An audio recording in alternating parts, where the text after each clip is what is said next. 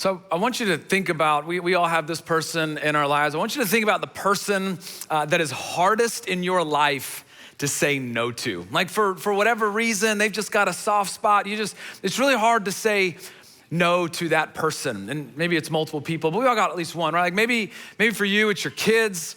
I'm certainly in that stage right now. I've got 3 little girls. They're all under 4. So I can't say no with anything. Like during bedtime when kids give you every excuse why they can't go to bed, like I'm hungry, I'm this, I'm like, all right, let's go do another course of dinner. Like I can't take them to Target because I buy everything. I can't say no. Maybe it's your kids. Maybe it's one of your kids. Don't say which one, right? You've got that person. Maybe you've got a daughter, like maybe she's about to get married and you're just like, whatever on the wedding budget, whatever you need. You just keep, you had a line and you just keep passing it. You don't really care anymore. Maybe it's a grandkid that you spoil, okay? I'm not a grandparent, but I feel like that's the move. Just spoil them. I think you're doing it right. Maybe it's your grandma, I don't know, a parent, a boss that you can't say no to, a spouse, a mother-in-law. Maybe it should be your mother-in-law, right? Practice that one. Maybe you're just a yes person, and so you just say yes to everyone, and you struggle to say no to anyone. Wherever you are, like we've all got that one person, right? Because you love them, or you feel bad, or you're guilty, you feel like you owe them, you work for them, maybe they're cute, you want them to like you back for whatever reason, right? That you struggle to say no. Well, that's been my experience, and I would imagine maybe it's your experience too, that I think actually the hardest person to say no to is in fact yourself. Hold on to that and we'll come back to it in just a second. We kicked off a brand new series last week called This Is the Way, where we are unpacking together what it means to follow in the way of Jesus. By looking back at his first invitation and his initial teaching to his first followers and recapturing together what it means to follow. And this is kind of the tension that we've been wrestling with throughout the course of this series. And it's this, that you can be a Christian and not follow in the way of Jesus. In other words, you can be fully convinced about who Jesus is and not be committed to following in the way that he taught and in the way that he modeled. And Christians, we talked about this last week, but just to catch everybody up, Christians in the first century, they did not call themselves Christians. In fact, the term Christians was coined by those that weren't Christians. It was a political term. It just meant those that belonged to the party of Jesus. They'd become a prominent enough group of people that they needed some kind of identifier. Christians, they didn't call themselves Christians. What they called themselves was telling. They called themselves followers of the way. Over and over and over again in the book of Acts that shows us the explosion of the early church after the death and resurrection of Jesus. They called themselves followers of the way. And what that phrase literally means in the Greek, it's a whole way of life, a whole way of life, all encompassing that for the earliest Christians, following Jesus was not just something to believe, it was a whole way of life, a whole way of being, a whole way of doing, a whole way of serving, a whole way of loving, and ultimately a whole way of becoming. And what we so easily do, and myself included, is that we've reduced the idea of following Jesus down to just a belief statement rather than a personal mission statement. That we've kind of reduced the idea of following Jesus down to just that. It's just an idea, it's a belief, rather than this is how I live my life. This is how I've ordered my life. And following Jesus isn't less than belief, but according to Jesus, it was certainly more. And we looked at some of the cultural context of that first invitation to follow, right?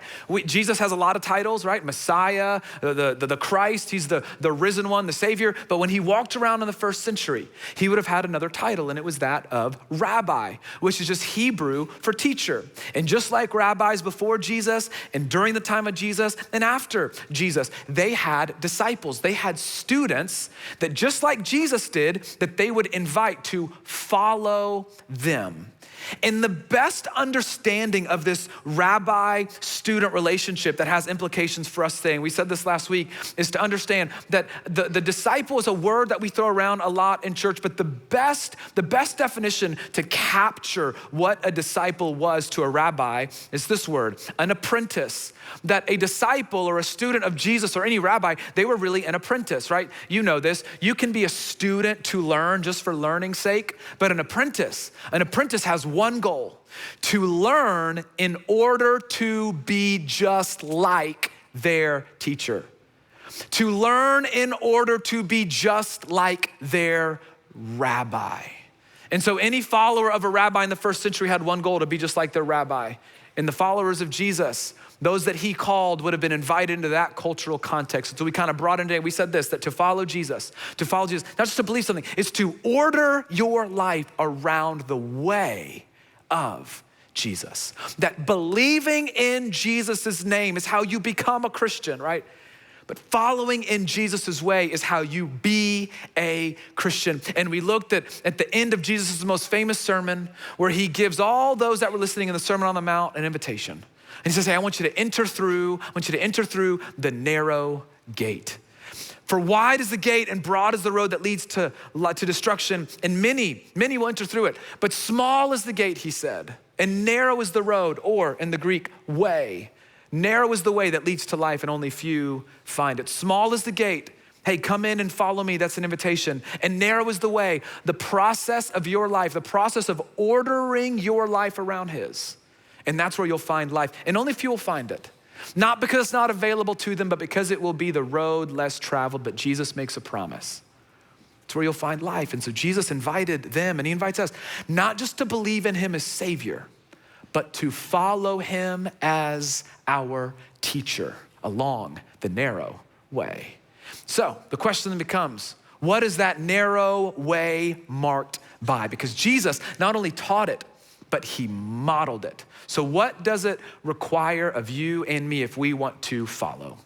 Well, a little bit later in the Gospel of Matthew, in chapter 16, Jesus has this moment. I think it's like this defining moment with him and his disciples, where he unpacks a little bit more what it means and what it requires to follow in this narrow way behind Jesus. Matthew 16, verse 21, the gospel writer Matthew tells us, from that time on, Jesus began to explain to his disciples, his apprentices, that he must go to Jerusalem and suffer many things at the hands of the elders, the chief priests, and the teachers of the law, and that he must be killed and on the third day be raised to life. So Jesus here, he's describing to his disciples, right, kind of his inner circle, what he must do for the sake of the world, that his way would be marked with suffering, to demonstrate to the world his love in the most unthinkable of ways, death on a cross, a death that he did not deserve, but then he would rise again for the sins of the world. And then Peter is listening, and Peter doesn't like it. And Peter, anytime he didn't like something, he made sure to let everybody know it. And in this moment, Peter's hearing this, and he pulls Jesus aside and he rebukes him. He rebukes him as if that's a good idea. I don't know that I'd ever try to rebuke Jesus, okay? Peter has this weak moment. He rebukes him. He says, never, Lord, never. This shall never happen to you. I would imagine Peter started with pure intentions because he loved Jesus. He didn't want to see Jesus suffer harm, but I think beneath all of that, as Jesus will make clear, Peter did not want to imagine life without Jesus, the one that he'd committed to following. And here in this moment, unknowingly, he communicated to his teacher, hey, I know better than you. So Jesus takes this moment to let Peter know it. Verse 23, he says, get behind me, Satan. Yeah. Try that in your next argument, see how it goes. Don't do that.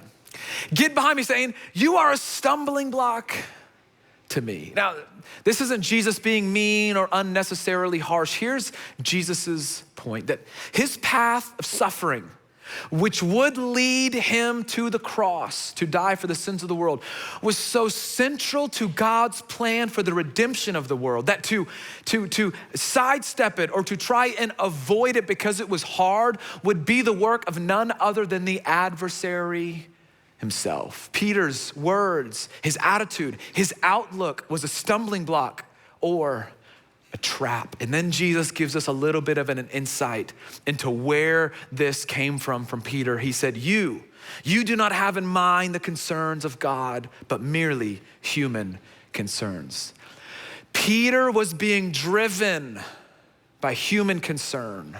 The lens through which Peter was looking at his life and even the life of Jesus was through human concerns, human wants, and human desires. That Jesus lays out one way that he's gonna go, and Peter doesn't like it and says, I want a different way, an easier way, a more comfortable way, a more convenient way. And then Jesus takes this moment to teach his apprentices what following in the way will require. So then Jesus, he turns to his disciples. Then Jesus said to all of them, he kind of brought them in. Then in direct response to what Peter had just said, then in response to putting human concerns before the concerns of God, then in response to the tension that you felt at one point or another, I would imagine, of putting your wants and desires before anything or anyone else, Jesus teaches, whoever wants to be my disciple, whoever wants to be my apprentice, this is so important. Whoever wants to exercise their will, that's what that word want means. Whoever wants to exercise their will to be one of my disciples. You know this, you don't drift into following Jesus. You don't drift into ordering your life around Jesus. You don't even believe your way into ordering your life around Jesus. Here, Jesus is inviting them, he's inviting you and me to commit. It's an invitation to commit. And then Jesus utters some of his most famous teachings. Whoever wants to be my disciple must deny themselves. Central to the call to follow along the narrow way is a call to self-denial, to say no to your selfish desires and appetites that desire more, they desire it now, and they don't care what it costs. This word deny, it's a strong word. It's the same word that would describe what Peter did when Jesus was on the cross and arrested, when Peter denied Jesus 3 times. To deny means to disassociate from self. To be clear, self-denial is not hating yourself. It's not intentionally making your life miserable or an attitude of self-loathing. No, self-denial is renouncing the centrality and the priority of self. Renouncing the centrality and the priority of self. To deny self is to renounce you as the center of the universe. To renounce our needs and desires as most important. To deny self, again, remember in the context as Jesus is responding to Peter, is to not look at life through the lens of human concerns with self at the center, but to have in mind something bigger, the things of God, the way of Jesus. And this, you don't need me to tell you, is hard. Because it goes against the very natural tendency of the human race. There is nothing more unnatural, whether you're a person of faith or not, there is nothing more unnatural than self-denial. I mean, the natural tendency of all of us is to focus on self, serving our own interests, gratifying our desires and our needs. The inclination we all have to satisfy any appetite whenever, with whatever, or however. To focus only on our dreams, our wants, and our hopes. And you know this, no one has to teach you this. Just look at toddlers, right?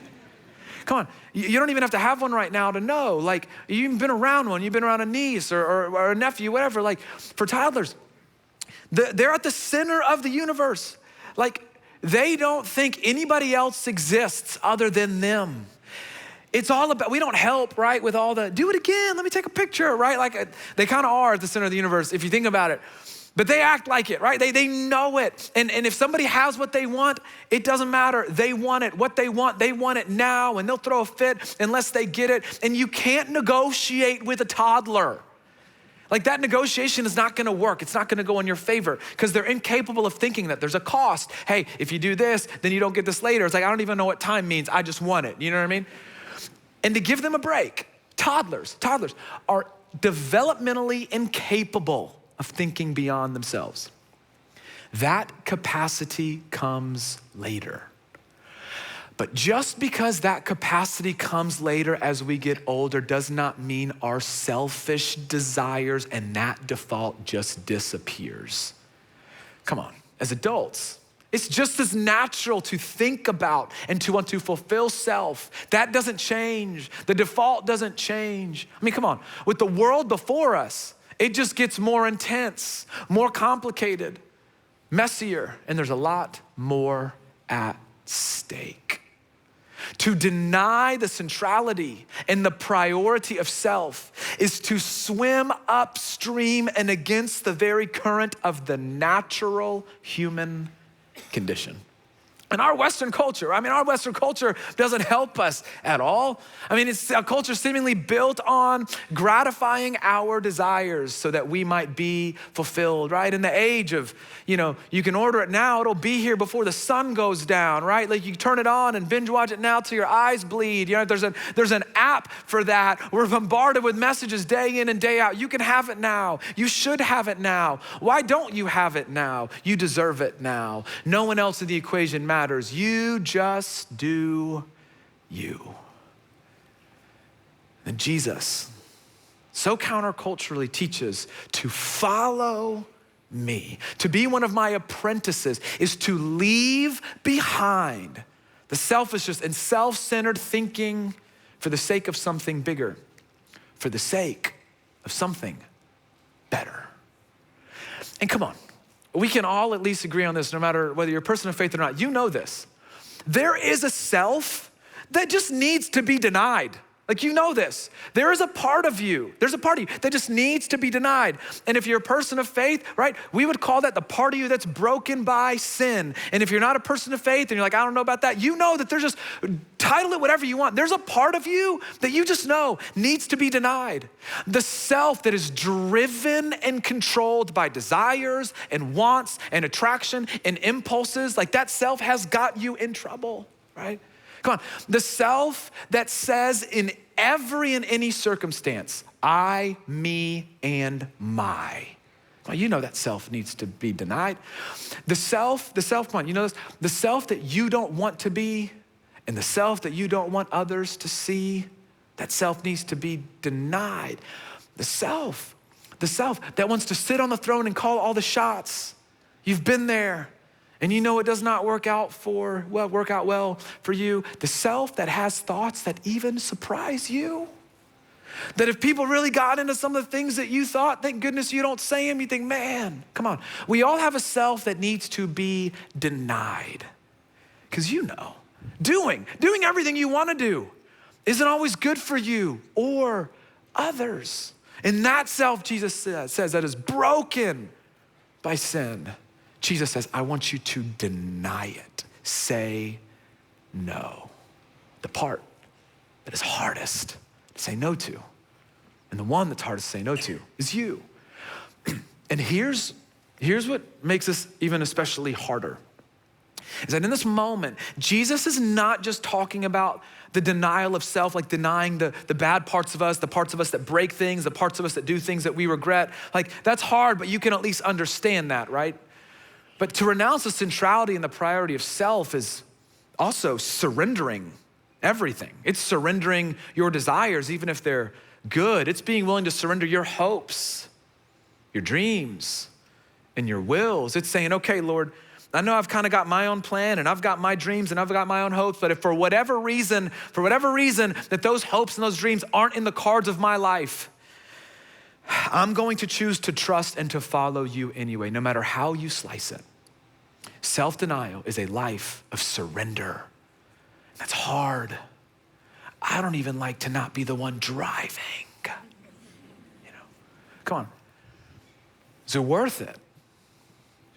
Is it worth it? And Jesus, he makes it even harder.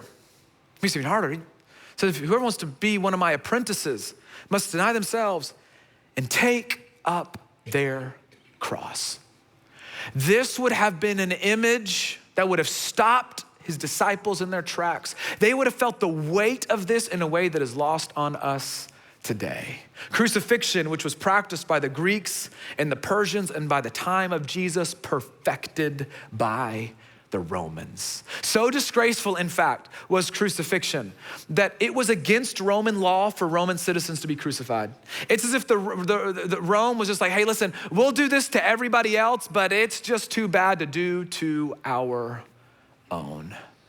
In the Roman world, a condemned criminal or rebel would carry their own cross, or at least the crossbeam of the cross, to the place of crucifixion. The disciples would have immediately understood the implication that to take up your cross was a prelude to death. And what Jesus is saying here and what he's teaching them is that this is a sign of complete and total denial of self.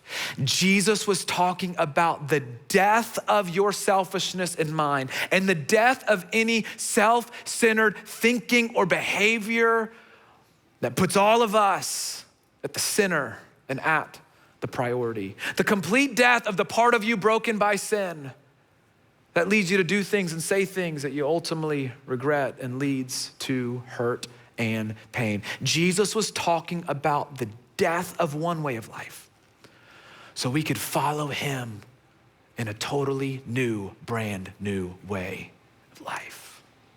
But he makes clear that there's a cost to being one of my apprentices.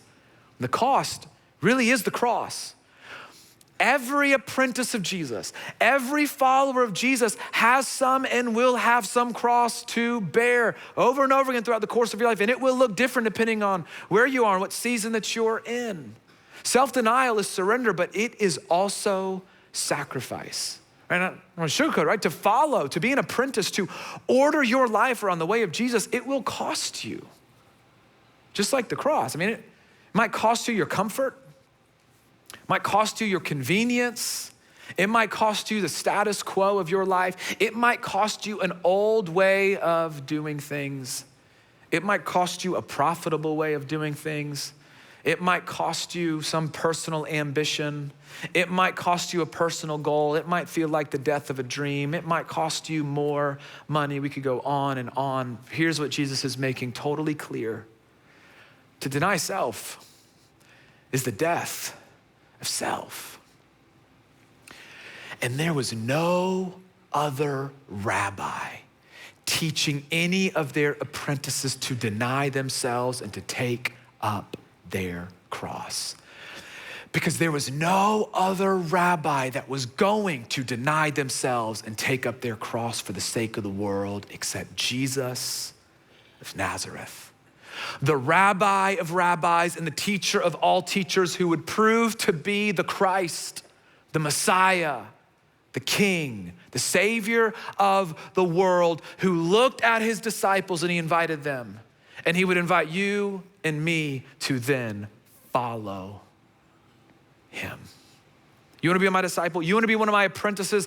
Let me tell you what the narrow way is marked by, that you'd have to deny yourself, take up your cross, and then follow me. And this word follow, it is a present tense command, meaning it is ongoing in process. It means ongoing. It is a daily thing that as you follow me, the daily rhythm of your life, the daily ordering of your life, if you want to be one of my apprentices, is to deny yourself and take up your cross daily. That it would be a regular rhythm of your life. This is the narrow way that Jesus modeled. This is the central teaching to ordering your life around him, to deny self, take up the cross, and follow every day, in every relationship, in every job, in every situation, in any and every season or circumstance you find yourself in. Jesus would say, hey, follow me. Deny yourself, take your cross, follow me. I'm gonna go first. And he did it for the world.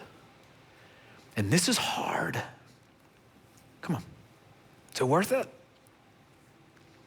Because there is no doubt that there is a cost to following in the way of Jesus. And anybody that tells you otherwise isn't being fully honest, right? Come on, there is a cost. But then Jesus, in his kindness, he gives us a reason to follow him along the narrow way. Why surrender and sacrifice is worth it. He says, let me tell you why you should follow me. Let me tell you why you should do exactly what I'm not only teaching you, but what I am going to model you. 4, whoever wants to save their life will lose it. Whoever wants, the same word as earlier, whoever wants to set their will, whoever wants to exercise their will in this life to try to save their life, the opposite will happen. You're actually going to lose it.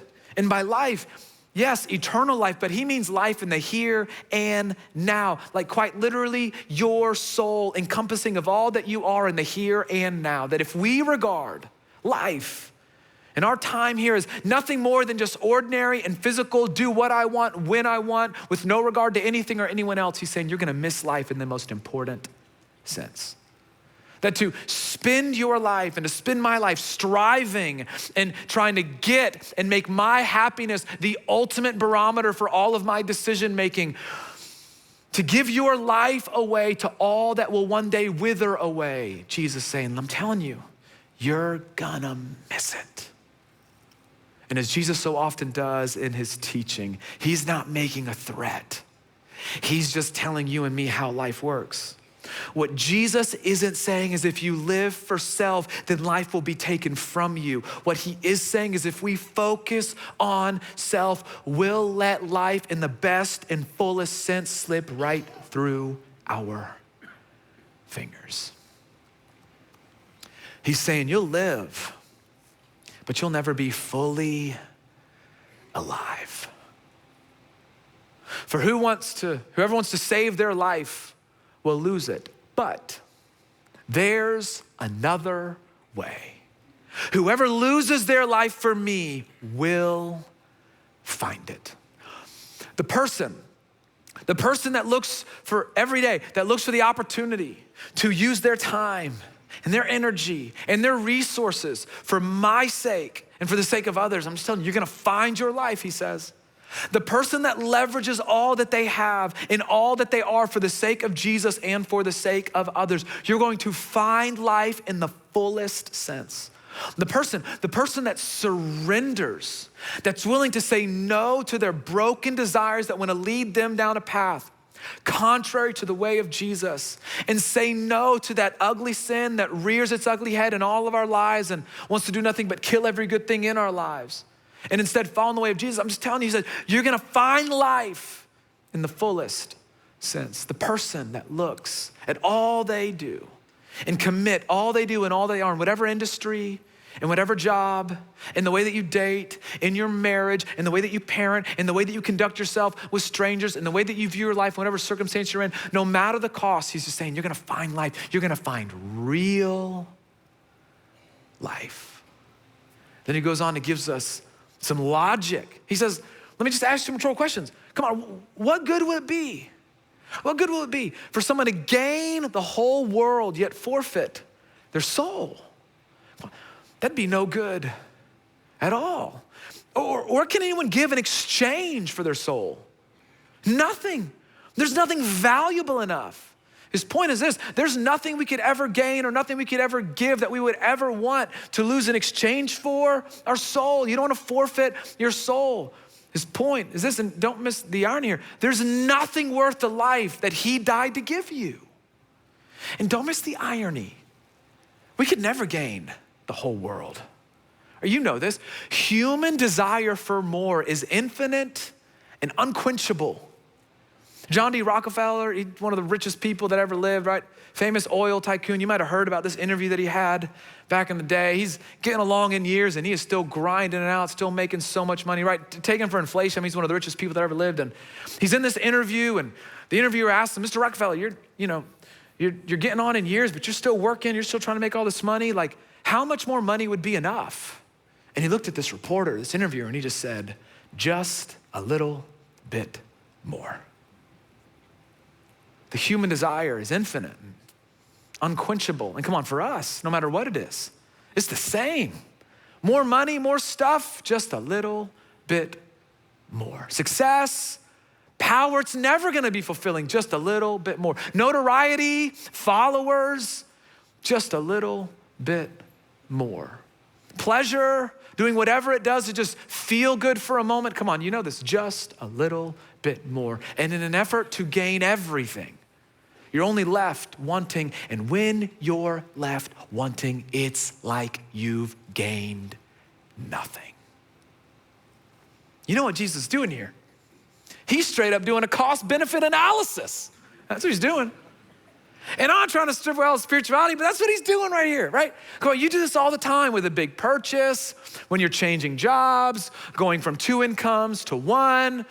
Some of you do this every time you sit down at a restaurant, deciding what to order, right? Like cost-benefit analysis. I do this every time I decide whether I'm gonna ask my wife if I can play golf. Like we do this. How long does it take? You do this, right? We do this all the time. And most decisions, the reason you do this is not because there's a cost associated. There's usually gonna be a cost with some kind of decision. You do this because you're trying to figure out if the benefit outweighs the cost. The cost isn't what deters you from something. It's whether or not the benefit outweighs it or not. And hear me. Undoubtedly, there is going to be a cost. And it's gonna look differently in different seasons and in different times in life. A cost to following Jesus, but don't miss this.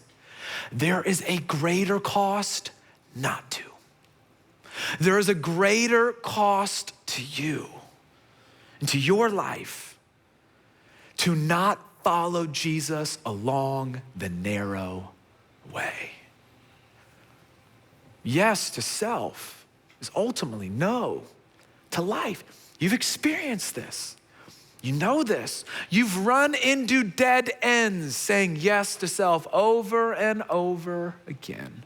And Jesus is teaching us and would model the selfless life is more life. In the reordering of your life beyond the centrality and the priority of self is where we will find real happiness that is not fleeting. We'll find real joy and true peace no matter where we find ourselves. It's the place where we'll have a brand new capacity to experience love with those that we love the most because we're not the priority and we're not at the center. It's when we can experience real contentment because we know there's nothing here that's gonna totally satisfy us, but I can be a part of building something bigger than me. It's where we'll find fulfillment and purpose, and it's the place where we can begin to root out the ugly parts of our sinful desire that rear its ugly head and reap destruction in our lives. It's where you and I begin to experience full life, free and forever. This is the way. And Jesus looks at his disciples, he looks at his apprentices, and he looks at you, and he looks at me, and he says, so I'm gonna invite you to follow. And a little later on, he'd go to the cross for the sins of the world and rise again in victory, cementing who he is and why he's worth following. So, the way for you and for me, marked by daily surrender and sacrificial living. Daily surrender and sacrificial living. And you know this, right? If you grow up in church, this isn't a surprise to you, but come on.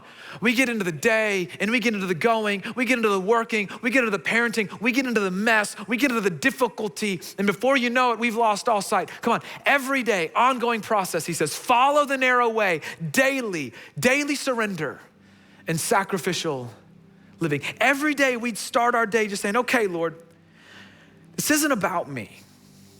This isn't about what I want, that there's something bigger There's something better. This isn't about my dreams and my hopes. This isn't about what I want. This is about following you, trusting that on the other side of the equation is more life. It's better life. Daily surrender and sacrificial living, modeling the life of our teacher. So come on. What is self limiting your capacity for? What is self keeping you from? Come on. Every day, there are countless opportunities for us to deny ourselves and take up our cross and follow. And I don't want you to miss the normal, mundane moments of your life where you can practice this, because look, there's gonna be moments in your life where the cost of denying yourself and picking up your cross will be greater than other seasons of your life. Like there's just gonna be these defining moments in your life, these defining seasons where there's gonna be a crossroad between what you really want to do and then what it would require to follow. And the cost will be great. We're gonna run into that, but don't miss the normal mundane moments where you and I every single day can practice the way of Jesus. Right, come on, for me, like every day I come home from work, I'm exhausted, I'm tired, I just want to veg out on the couch for a minute. And my oldest will come up and say, Dad, Harper will say, can you play with me? And I love her, but there's moments when I just rather sit there. But denying myself looks like this, looking at her and saying, yeah, Harper, let's go have a tea party. It's those nights that I'm tucked into bed, I'm ready, I've got my retainer in. My wonderful wife, Julie, says, hey babe, can you go downstairs and get me a glass of water? And I'm like, do I pretend like I'm asleep and can't hear her? Come on. Every day. In the small and the mundane to practice for when the stakes are higher. Every day we have countless opportunities to deny self and take up our cross. If you are a parent, if you are a spouse, if you are dating, if you are engaged, you have countless opportunity to deny self and take up your cross. If you have a job, if you have a roommate, if you know another human, right? If you make money, if you're trying to make money, come on. Every day there's opportunities to deny self and take up your cross. And don't miss this. If you have a pulse and experience the dueling desires of what you want to do and then knowing what you should do, every day you get to decide, am I going to deny self and pick up my cross and follow on the narrow way that leads to life or not? Because Jesus not only invited us to follow, but has given us his Spirit to empower us to do so. So no matter where you are, you might be curious, maybe you're convinced, and maybe you're committed in areas and you're trying to figure out. Like I said last week, I want you to start with where you are, not where you think you should be. Every single one of us, whether you believe or not, can begin to practice daily surrender. Let's try it. And then sacrificial living. There's a famous missionary. His name is Jim Elliot. You might have heard of him. He actually lost his life sharing the gospel to a tribal group in South America. And just before he lost his life, he had written this in his journal. And this is so powerful. He says, he is no fool who gives up what he cannot keep. He can't gain the whole world. To gain what he cannot lose. And I know, come on, most of us are probably never gonna be in a situation where our lives are endangered because of our faith. And we're fortunate and loved to live in a country where that's never going to be the case. But don't miss the power and the implication of what he wrote. Because all of us, if we're not careful, all of us are inclined to wanna go the broad way. And all of us are in danger of losing our lives in the fullest sense in order to try to keep the thing we're never gonna be able to hold on to. but saying no to losing it all so we can gain the thing in Jesus that we can never lose in this life and in the life to come. Because Jesus wants to offer you life. He wants to offer you, he wants to offer me what nothing else could ever give. And this, my friends, is the countercultural and seemingly counterintuitive and counterproductive way of Jesus. Lose in order to gain. Fulfillment by way of denial. Die in order to live. Satisfaction through sacrifice. Follow me, he says. There's a cost, but there's a greater cost not to. So trust me, he says. This is the way. Let me pray for you. Heavenly Father, we're grateful that Jesus would not just teach it, but model self-denial and take it up the cross. And Lord, I pray that no matter where we are, would you give us a clear picture of the length that Jesus went to for us? And may it inspire faith in us, encourage in us today to take an honest look and an honest inventory at the life we want to lead and the life that we want to be true of us. And may you give us the courage and even the foresight to be willing, no matter the cost, to follow on the narrow way, trusting in the very words of Jesus, that in that way and on that path, there is life. We love you. It's in Jesus' name that we pray. Amen.